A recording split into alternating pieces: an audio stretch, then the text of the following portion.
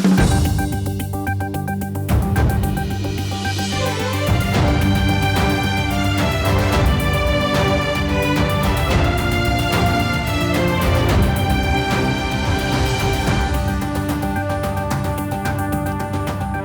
President Xi Jinping arrived in Kathmandu yesterday evening for a two-day official state visit at the invitation of the President Bidya Devi Bhandari.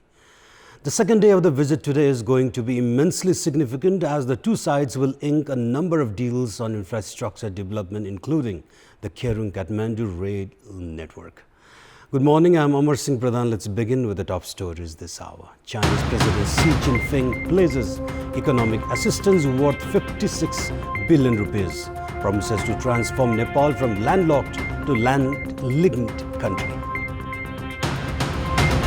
Boosting bilateral ties and agreements on infrastructure development measure agenda of the Chinese President's visit, agreements on rail network and tunnelway among others expected. At least 5 people killed and over 30 others missing as Japan endures what could be its worst storm in 60 years. And Italy book Euro berth with a clinical 2-0 win over Greece at the Euro qualifiers. Spain held to a 1-0 draw by Norway.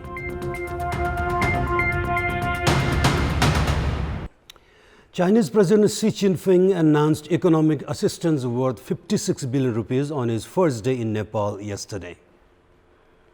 During his meeting with his Nepali counterpart, President Bidya Devi Bhandari, an hour after landing at the Tribhuvan International Airport, Xi announced that China would provide 56 billion rupees in aid for Nepal over the next 2 years. He added that China would conduct the detailed project report of the 72-kilometer trans-Himalayan Kherung-Kathmandu railway that would connect Kathmandu with China. With land connectivity, he said that Nepal would no longer remain landlocked but instead be land-linked.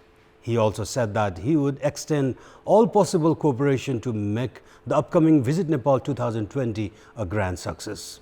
President Xi will hold delegation-level talks with Prime Minister KP Sharma Oli today, and the two countries will sign around a dozen agreements and memoranda of understanding on various areas including infrastructure development, connectivity, education, commerce, energy and cross-border transmission lines.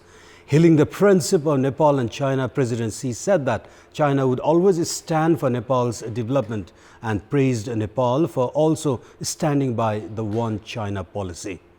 The visiting president will return to China at 12:50 p.m. later today.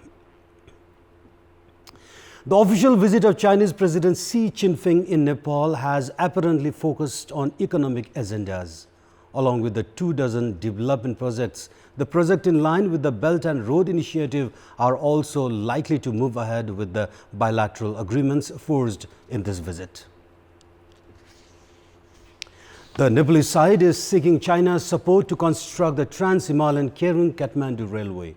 At a dinner reception hosted by President Bidya Devi Bhandari at Solti Hotel, visiting President Xi announced that China would carry out the detailed project report for the railroad that will link Kathmandu with China. Other wish list of Nepal includes the construction of 6-kilometer tunnelway from Tokha to Chhare of Nuwakot, upgradation of border road networks including the Chhare Raswagadi, Kathmandu Tatapani and Bhairawa Koral Kali Gandaki corridor, among others. The Nepali side also hopes to revive the Tamo and Buri Gandaki hydropower plant. Prime Minister KP Sharma Oli and Chinese President Xi are slated to discuss these agendas in today's meeting, scheduled in a short while away from now. Officials close to the meeting said that China will be offering grants as well as soft loans for various projects under the Belt and Road Initiative and other non-BRI projects too. Officials say that its final negotiations yield positive results. Agreements and understanding that will be signed today are expected to be worth 8 to 10 billion US dollars. According to some government officials, China is also preparing to gift a surprise development project to Nepal besides the already set agendas. The Chinese government constructed the Hatauda clothes industry and provided machineries worth 200 million rupees in 1975. The industry started manufacturing from 1977 for 22 years. However, with relentless loss, the government shut down the industry in the year 2000. The industry has 486 weaving machines and over 14,000 spindlers. The industry employed at least 1,200 people. Later, when Pushpakamal Dahal became the Prime Minister, the government provided 80 million rupees to reopen the industry after repair. After spending 60 million rupees, the government planned for the company's liquidation in 2009. Since then, governments are undecided with what to do with this industry. The government's decision has only caused a loss of the state coffer. It has also affected the prospect of production and employment. Likewise, there are also other China-funded projects that have been stalled, while others are in dilapidated state due to managerial lapses. The trolley bus service from Bhaktapur to Tripurashur in the capital was brought into operation with the assistance of Chinese government around 45 years ago.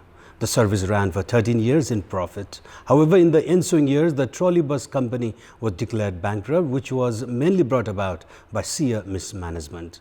Other industries that came into operation with the Chinese government's assistance of the likes of Basbari Shoe Industry, Himal Cement and Harisiddhi Tiles Industry, among others too, have been shut down in due course of time. Thus, experts opine that Nepal learns to learn from its past mistakes to reap maximum benefit out of Chinese assistance in the days ahead. Meanwhile, our correspondent Kripal Gautam held an interview with former ambassador to China Mahesh Maske regarding the significance and message of the state visit of the Chinese president. According to Maske, one of the most important objectives of the visit is to take the bilateral ties between Nepal and China to a new height. Other major agenda of the visit includes moving ahead with the development projects basically aimed at the economic prosperity of Nepal. As China has moved forward in the international arena, both with regard to power and economy, Maske said that the visit is also a crucial opportunity for the northern neighbor to consolidate and sustain its principles in a long run in line with the mutual benefits with its neighbors like Nepal. Maske, however, added that Nepal should not merely rely on foreign assistance or the grants for its economic prosperity and opt for a mixed approach such as investment from Chinese and domestic institutions as well. All in all, Maske said that Nepal should also consider China's genuine interest with regard to bilateral economy and trade so as to mutually sustain the development initiatives of both the countries. The Tribhuvan International Airport will be shut down from 11:20 a.m. to 1:50 p.m. today for the departure of Chinese President Xi Jinping. The Civil Aviation Authority of Nepal issued a statement yesterday informing about the timing of the airport closure. The airport was closed for 2 hours and 35 minutes yesterday as well. The airport, however, will open 24 hours until tomorrow to adjust flight delays. Meanwhile, the Metropolitan Traffic Police Division has urged the public to limit vehicular movements unless necessary during the VVIP movement. It has also requested vehicle holders to use alternative routes for easier movement.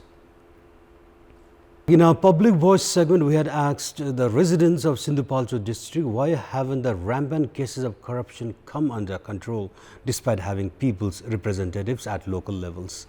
Let's take a look at what they have to say.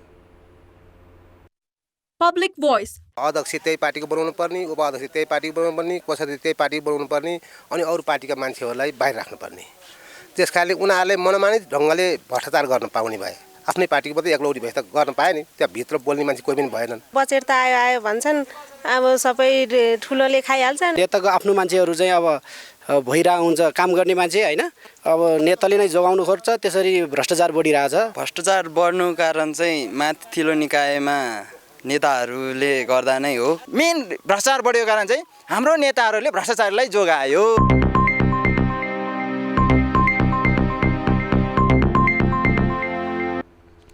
And it's now time for our segment Public Pulse, where you text us with your opinion. Public Pulse. And the question is, what's your take on the delay in appointing office bearers at universities? Your options are A, dispute of interest, option B, trend of sluggishness, and option C, not in priority. The voting is on. Type in AWS, select your option A, B or C and send it to 34001 to share your opinion with us. And now time for sports update. Sports news. Italy have qualified for the Euro Championship with a clinical 2-1 win over Greece in a match played late last night. Following a goalless first half at the Rome Stadium, Italy shot into the lead in the 63rd minute. The goal was scored after Italy were awarded a penalty that was converted by Giorgiano. Bernardeschi doubled the lead for Italy to seal the 2-0 victory. Meanwhile, in another Euro qualifier match, Spain played a 1-0 draw against Norway, while Sweden blanked Malta 4-0. Taekwondo is a game that has the potential for Nepal to clinch a majority of gold medals in the South Asian Games. Nepal had clinched as many as 24 gold medals in the 8th to 11th editions of the Games. The national team, however, were without a single gold medal in the Games' 12th edition. The 13th edition of South Asian Games is slated to be held in Nepal itself after 20 years. However, it is yet to be seen if the national players are prepared enough to clinch a number of gold medals in the competition like in the previous occasions. There are altogether 34 Taekwondo players participating in the 13th edition of the South Asian Games. Due to a significant international exposure and being trained by experienced international coaches, the Nepalese team is quite confident to have the results in their favor in the upcoming competition. And those were our latest headlines. Our next English bulletin will air at 11 a.m. Stay with us for more news and entertainment on KTV SD. Good day.